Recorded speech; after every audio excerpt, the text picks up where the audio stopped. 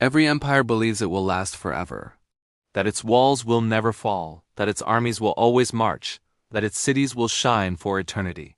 But history tells a different story. Every empire, no matter how vast, how powerful, or how brilliant, eventually collapses. From Rome to the Mongols, from the Ottomans to the British, from the Aztecs to perhaps even the modern superpowers of today, collapse isn't an if, it's a when. So why do empires always fall, and could ours be next? Empires rise on ambition, innovation, and conquest. But here is the paradox. The very things that make them great also sow the seeds of their destruction. When Rome was at its height, it stretched from the deserts of Africa to the forests of Britain. 1 in every 5 people on earth lived under the Roman eagle. To the Romans, this was eternal Rama Eterna. Eternal Rome. But what does eternal mean when your economy depends on endless conquest? When your borders are so vast that no army can defend them all? When your citizens forget why they fought in the first place? Every empire begins as a story of survival, but ends as a story of excess. There's a pattern, historians call it the cycle of empire. It goes like this. First comes the age of pioneers. A small, hungry group rises from hardship. They're united, disciplined, and desperate to build something greater. Then the age of conquest. They expand, through courage, cunning, or pure luck, taking control of new lands. Next comes the age of commerce. Wealth pours in, trade and culture flourish, and the empire thrives. Then the age of affluence. Comfort replaces ambition. Generations grow up in prosperity. After that, the age of intellect. The empire becomes sophisticated, philosophical, but detached from its founding values. And finally, the age of decadence. Corruption, division, and moral fatigue set in. The empire, bloated and weary, begins to crack under its own weight, and at last, collapse. This cycle has repeated again and again, from the Han Dynasty to the Abbasid Caliphate, from Rome to Britain, and perhaps now, the global empires of our own age. Let's break down how empires actually fall. It's rarely one single blow, it's 1,000 small cuts. The first is overextension. Empires love to grow. But the bigger they get, the more they have to feed, armies to fund, roads to maintain, enemies to watch. Rome collapsed not just because of barbarian invasions, but because it could no longer afford its own greatness. The Mongols fractured because they conquered faster than they could govern.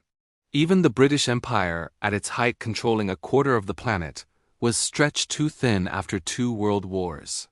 Every empire builds borders it cannot defend forever. Next is economic decay. Wealth is addictive. What begins as prosperity turns into dependency. In late Rome, citizens stopped serving in the army. They outsourced their defense to mercenaries, men who fought for coin, not for Rome. Taxes rose, currency was debased, trade routes faltered. Economic decline doesn't happen overnight. It's a slow rot. The factories close, the debts rise, and the empire that once produced now merely consumes.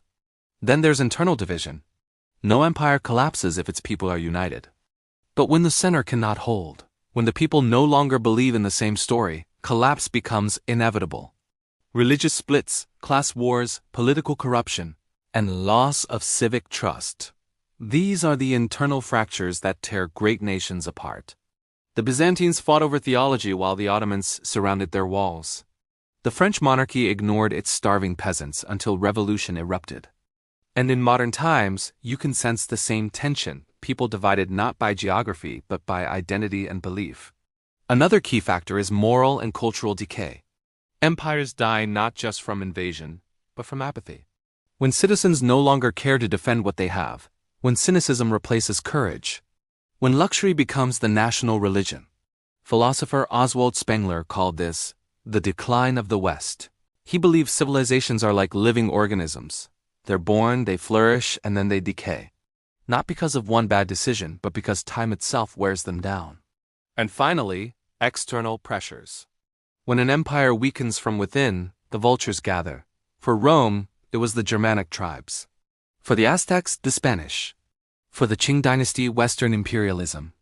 Collapse often seems sudden, a war, a rebellion, a crisis, but in truth, it's the final symptom of a long illness. But while empires collapse, civilization doesn't die, it transforms. Rome fell, but Europe rose from its ashes. The Mongol Empire dissolved, but the Silk Road it created shaped centuries of trade. The British Empire ended, but the global economy and the English language became its legacy. Every fall clears the ground for something new. Every collapse plants the seeds of a new beginning. It's the Phoenix myth, death and rebirth. Civilizations don't disappear. They evolve. So what about today? We don't call them empires anymore. But power still concentrates in nations, in corporations, in technology. The United States, for instance, has global reach that rivals ancient Rome. Military bases in over 70 countries.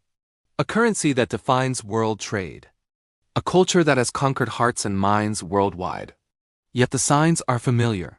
Economic inequality, political polarization, endless wars, and a creeping sense that the system is tired. And it's not just America.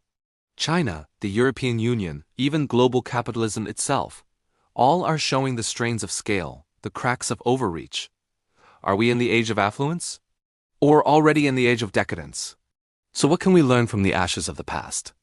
First, no empire is eternal. Power is borrowed from time, not owned. Second, strength without unity is fragile. The moment citizens stop believing in a shared story, collapse begins. Third, prosperity breeds complacency. Comfort is the enemy of vigilance. And finally, adapt or die. The empires that lasted longest, like Byzantium or China, did so because they changed when the world changed. Empires don't have to fall.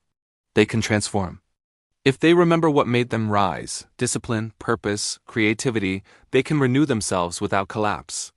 One day, future archaeologists might dig through the ruins of our skyscrapers, our data centers, our highways and wonder, what happened here? How did they lose it all? But maybe they'll find something else.